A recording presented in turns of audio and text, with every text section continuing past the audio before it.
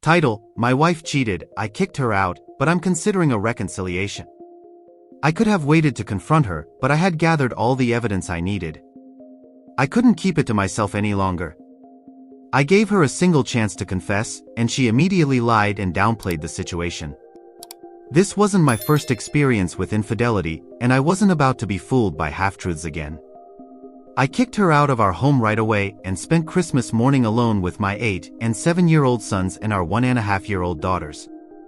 Hey everyone! We are back with another story today. As usual. You saw the title, so let's find out.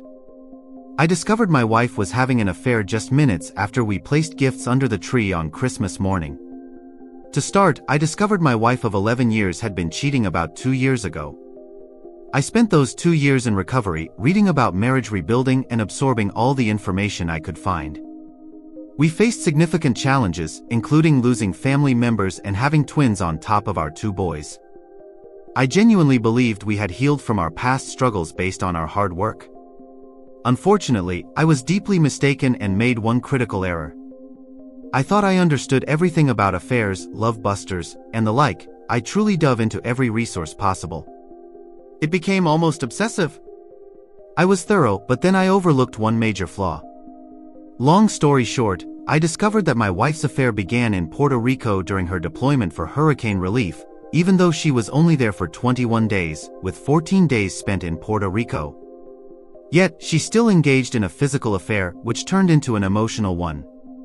She maintained contact with this man during significant family occasions, including our kids' birthdays, holidays, vacations, and even our 11-year anniversary. I had sensed something was wrong when I saw her at the airport.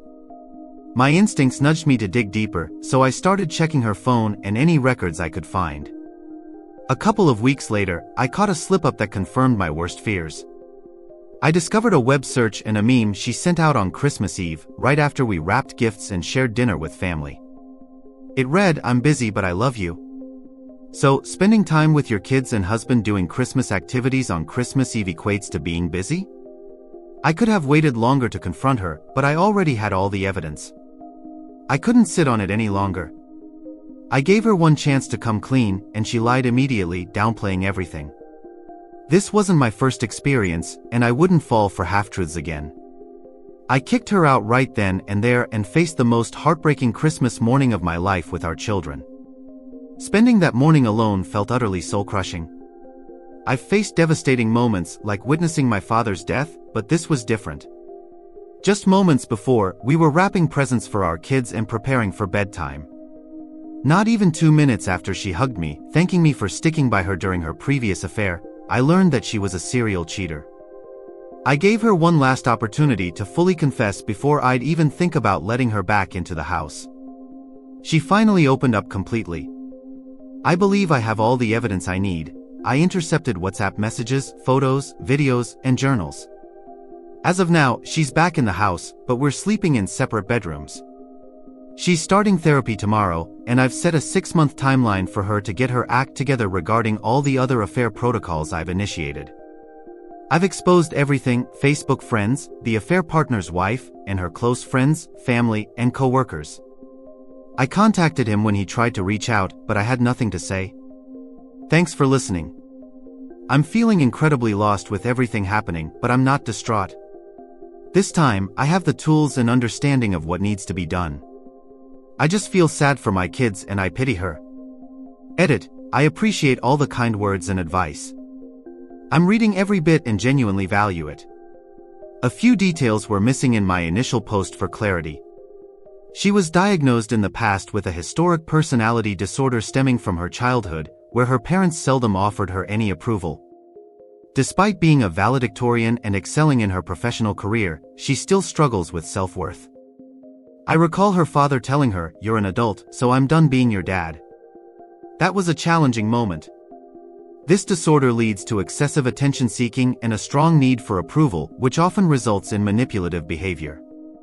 It affects about 3% of the population, more commonly in women. Many individuals with this disorder tend to engage in affairs. While this doesn't excuse her behavior, it provides some insight into what I'm dealing with. As of now, I'm not pursuing reconciliation. 12 days after discovery, she's still attending counseling and has resigned from her job, leaving that career behind. We continue to live under the same roof but in separate rooms. I haven't engaged in any physical contact and plan to remain in this holding pattern for the next several months to assess the situation. I don't want to make any decisions based on emotion. I'm willing to wait 6 months to a year to make my choice. I'm not begging her to change or remain faithful. She has to genuinely want those things and demonstrate her commitment through actions.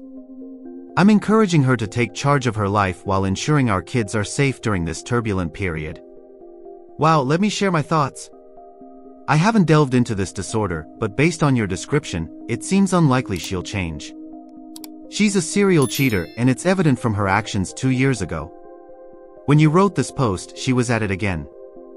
You didn't enter this marriage unaware of her issues. If you knew, it feels like you brought this on yourself. It's challenging because children are involved, and that complicates everything. But knowing she has this disorder, I doubt it'll ever improve. You might have to accept that her behavior could continue, which is likely not what you want. He does have updates, so let's check those out. In response to one commenter who said life shouldn't be this hard, he replied, "Thanks for the encouragement.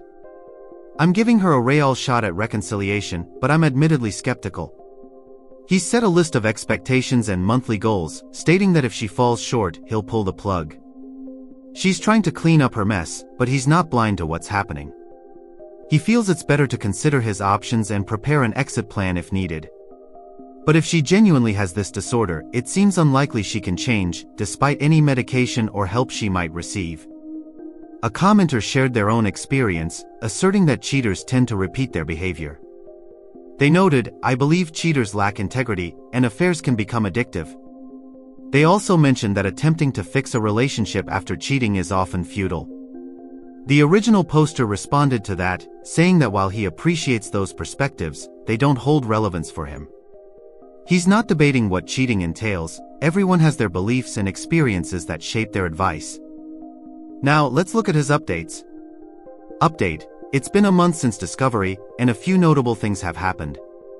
She continues therapy 2 to 3 times a week and seems to get along with her therapist. We've been having hour-long discussions every morning, which have remained civil, no arguments since the day everything came to light. We're still in separate bedrooms, and I've kept physical contact at bay. Importantly, the affair partner attempted to contact her, but she informed me immediately and sent a no-contact reply. I must commend her. She's shown genuine remorse during this initial month. However, I need to see this level of commitment over the long term, not just as a reaction to being caught. Beyond that, I've been focusing on embracing the negatives of this situation. It's undoubtedly tough, but I'm committed to being the best person and father I can be. I've learned to find enjoyment in life. I'm being patient, allowing my wife the chance to prove that reconciliation is worth pursuing. I'm steadfast in not agreeing to reconciliation until I'm sure she's committed to making the necessary changes for it to succeed.